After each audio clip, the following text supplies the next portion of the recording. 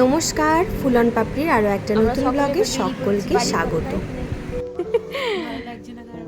হ্যাঁ, এই যে আমাদের হোমস্টে থেকে আমরা লাগেজপত্র নিয়ে বেরিয়ে পড়েছি। আর আমাদের এখানে ব্রেকফাস্ট দিয়ে গেছে আলুর পরোটা,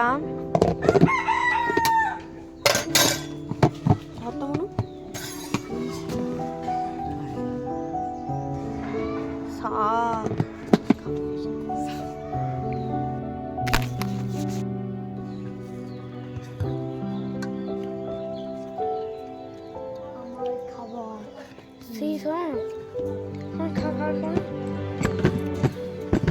খাবার করছি।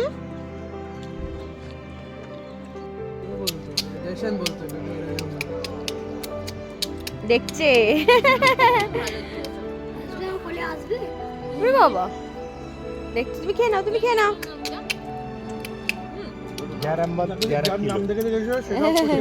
তুমি খেয়ে নাও, তুমি খেয়ে নাও। ডোডো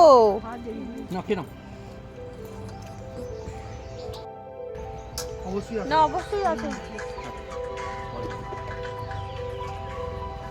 এমনি সবই ভালো। अच्छा लगा था हम लोग फिर पाए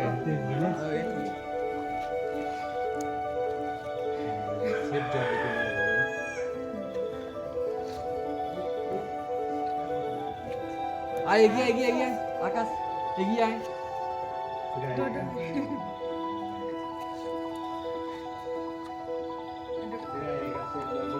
এই তো মাস্টার আমি বাকি है तो फिर आना है बोलो अंकल के हैं भाई के साथ थोड़े खींचो আচ্ছা তাহলে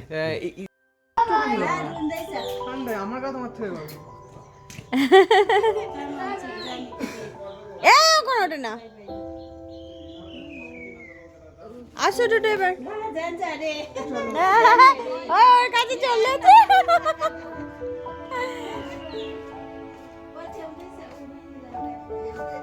ওই তো ওই তো।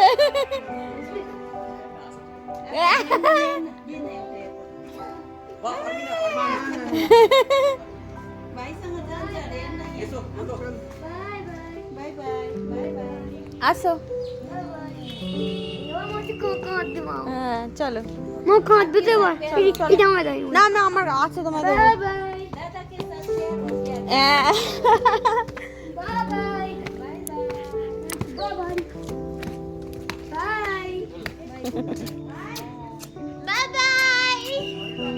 मामा म बात मार्दै कि 1500 एक्स्ट्रा दिनु लानु अरे ल नाम नलानु अरे त्यसै भने मलाई पनि ल हुन्छ गुरु भेटौँ हजुर होइन पार्टीसँग म बात मार्नु पर्दैन ट्राभलसँगै बात मार्नु হ্যাঁ হ্যাঁ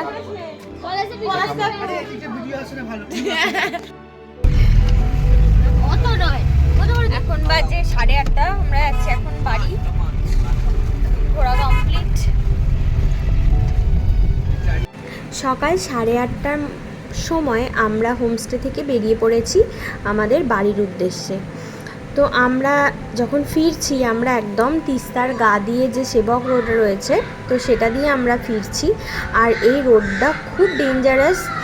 তিস্তা তো একদম ফুঁসে রয়েছে, যেহেতু কদিন ধরে বেশ বৃষ্টি হচ্ছে। এবং আমরা যেদিন আসি, এখানে একটা গাড়িও এই তিস্তাতে পড়ে গেছিলো। এই জায়গাটাও বাস দিয়েই আমরা এলাম। তো এই রোডটা প্রচণ্ডই মানে ভয়ঙ্কর সুন্দর, যাকে বলে। শুধু সুন্দর না, তিস্তা একদম নিজের গতিতে হেলে দুলে বয়ে চলেছে এবং পুরো রাস্তাটাই একদম তিস্তার গা দিয়ে আমরা এলাম। আর এবার বলি হোমস্টেতে যে ছোট্ট বেবিটা ছিল তার নিয়ে। হোমস্টেতে যে বেবিটা ছিল তার নাম হচ্ছে কর্মা ওয়াংচুক।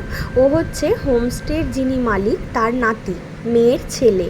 আর আমরা যেহেতু 2-3 দিন ওখানে ছিলাম, আমাদের সাথে বা ডোডোর সাথেও ভীষণ ভালো একটা বন্ধুত্ব হয়ে গিয়েছিল। আমাদেরকে খুব চিনে গিয়েছিল, তাই বাড়ি আসার সময় ও আমাদের সাথে আসতে চাইছিল। আমাদের এত তাড়াতাড়ি বেরোনোর একটাই কারণ, আমরা এবারে গিয়েছিলাম শিলিগুড়ি হংকং মার্কেট। এর আগে আমরা হংকং মার্কেট কোনোদিন যাইনি, যেহেতু কালিম্পংয়ে আমরা সেরকম মার্কেট পাইনি। তো তাই ভাবলাম দেখা যাক যে এখান থেকে কোনো কিছু কেনাকাটা করা যায় কি না। তো মোটামুটি তো আমাদের যেহেতু কামরূপের টিকিট রয়েছে 5:20, তো আমরা এখান থেকে সোজা চলে যাব এনজিপি স্টেশনে, এবং এনজিপি স্টেশনে কিছু দুপুরের লাঞ্চ করে তারপর আমরা ট্রেনে উঠব। তবে আমি যেটা দেখলাম, কালিম্পংয়ে কিন্তু ছাতা খুব ভালো বিক্রি হচ্ছে, প্রচুর ছাতার দোকান রয়েছে আর বিভিন্ন ধরনের ছাতা।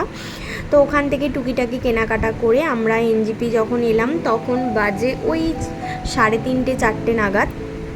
ট্রেন খানিকটা দেরি, তাই আমরা ওভারব্রিজেই খানিকক্ষণ একটু বসলাম।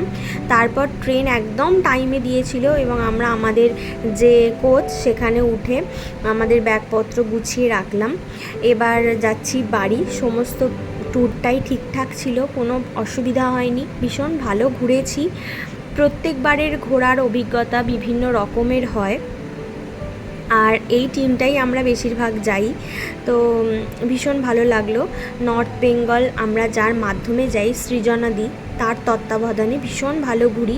খুব ভালো ঘোরান উনি, ব্যবহার আচার, মানে নর্থ বেঙ্গল মানে সৃজনাদি ছাড়া আর কাউকে চিনি না। আর যতদিন আসবো ততদিন অন্য কাউকে চিনবও না হয়তো, এতটাই ভালো মানুষ উনি। তো শিটংয়ে টোরিওকে যখন গিয়েছিলাম, সৃজনাদির টোরিওকেতেই বাড়ি। ট্রেনও চলতে শুরু করেছে, এবার ফেরার পালা, রাত পোহালেই বাড়ি ফিরবো। এবার যেন মনটা হচ্ছে যে কতক্ষণে বাড়ি যাব। অনেক দিন আমার গাছেদের, আমার বাড়ি সমস্ত কিছু ছেড়ে আছি। তো সবাই মিলে একসাথে কম্পার্টমেন্টে গল্প করতে করতে, মজা করতে করতে এই যে কদিন ঘুরলাম, কার কী অভিজ্ঞতা, ভালো লাগলো, কতটা খারাপ লাগলো, এই সমস্তই ডিসকাশন করতে করতে আমরা ফিরছি। তো এই আজ কালিম্পং পর্বের ব্লগ এখানেই কমপ্লিট। দেখা হবে আবার অন্য কোনো নতুন ব্লগে। তো আমরা নসিপুর স্টেশনে চলে এসেছি, তো এবার বাড়ি যাব। আর এই ভ্রমণ পর্ব এখানেই ইতি। তাই আজকের মতো টাটা, দেখা হবে আবার অন্য কোনো ব্লগে। ভালো লাগলে একটা লাইক, একটা কমেন্ট। তো আজকের মতো টাটা।